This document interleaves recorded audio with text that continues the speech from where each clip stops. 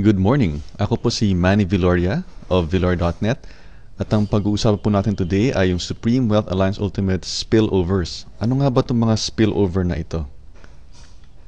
First, let's define some terms. Now, what is a spillover? Spillover, your upline or someone above you brings in a direct customer who gets placed under you in your Pay Plan 1 matrix. Or, one of your uplines, downlines, cycles. Nakabuo po siya ng grupo ng 6. Cycles and reappears under you in your Pay Plan 1 matrix. We also have the term spill under.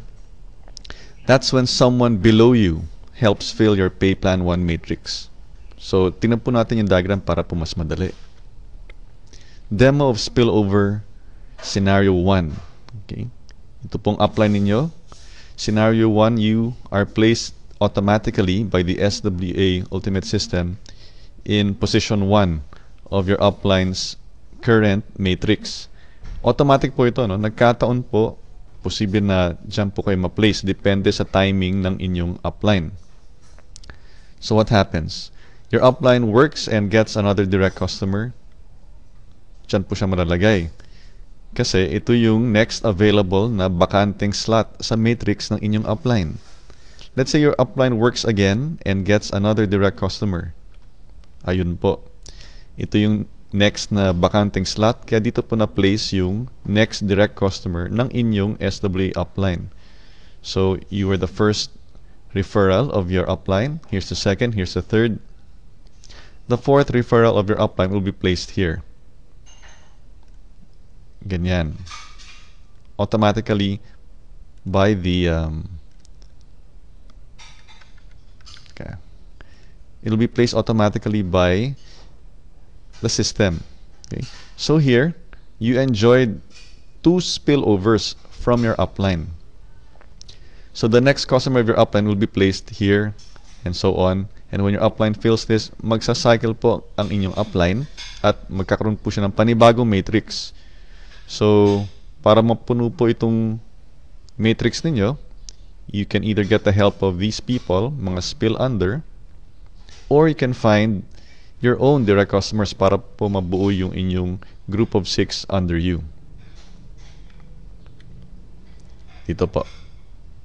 The only people who can fill this up will be these people and their direct customers, or you and your direct customers.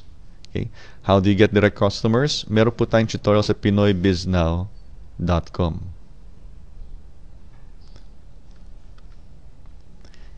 Demo of spillover scenario number 2. What if you were placed in the second position? Yung upline ninyo, meron po siyang unang direct customer, tapos nagkataon lang po, kayo yung pangalawa. The SWA system will automatically place you in the first available vacant slot of your upline at nagkataon po ito yung bakante. So dito po kayo na ilagay. So what happens? If your upline works hard, yung kanya next direct customer will be here, and then here, and then here. So, customer number 1, 2, 3, 4, 5. Yung pang-5 direct customer ng inyong upline, malalagay po under you. Yan po ang spillover courtesy of your upline. Now, palagay po natin na after your upline attracts 2 direct customers, itong taong to, si first direct customer ni upline, at kayo po, pangalawang direct customer ni upline. And then your upline stops working. Paano na po yan? Meron po tayong scenario 2 plus cycler. Let's say itong taong ito, masipag po siya. Pinuno niya po ito. Ganyan. Kapag napuno na niya yung kanyang matrix, magsa-cycle po siya at bibigyan po siya ng panibagong matrix. And since this person is a direct customer of your upline, her matrix will reappear dun po sa unang bakanting slot sa matrix ng upline po ninyo. And the next vacant slot is this one. Nagkataon po, yung vacant slot na yon ay nasa ilalim po ninyo. So, sa scenario 2 plus cycler, itong direct customer ng inyong upline na masipag, nakabuo ng group of 6 sa ganitong form, sa kanyang matrix, magre-reappear po siya dito. Okay, so she cycled, she reappeared here under you. So pag inulit niya yan, magbuo siya ng 6 dito, magre-reappear uli siya dito. At magkakaroon ka ng 2 people under you. At kapag ka nagtrabaho uli itong masipag na taong ito at naglagay po siya ng tao dito, mabubuo po ang inyong matrix. Now, let's look at scenario 3. Kanina po, nandito kayo sa position 1, tapos position 2. What about if you're in position 3, 4, 5, or 6? Meaning, meron na pong mga naunang direct customer ang inyong upline. As you can see, this person, if she works hard, she can fill up this matrix. Kayo naman po, meron kayong sariling matrix dito. So, kung titingnan natin itong blue line, blue rectangle na ito, ang mapupuno lang niya will be this, this, this, and this, and this. Itong nasa blue rectangle. Magsa-cycle siya, dito na siya mag-a-appear. Gaya po ng kanina, yung scenario 2 plus cycler. Kayo naman po, ito po yung inyo.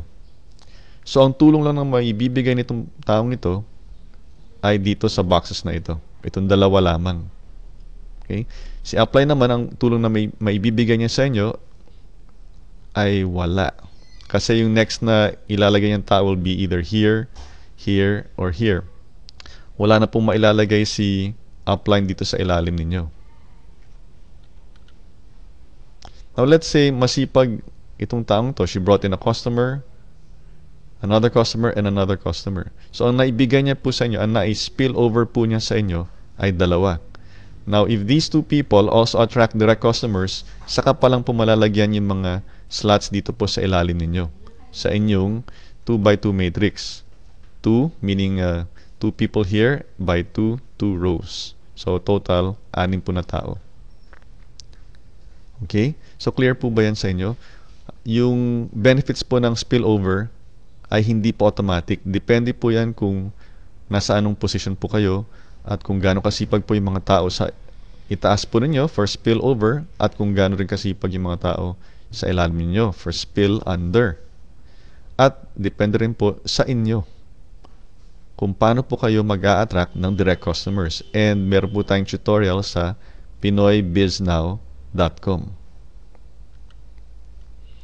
So there you have it, the demo of spillover based on 3 scenarios, whether nandito po kayo sa first position, sa second, or sa third, fourth, fifth, or sixth.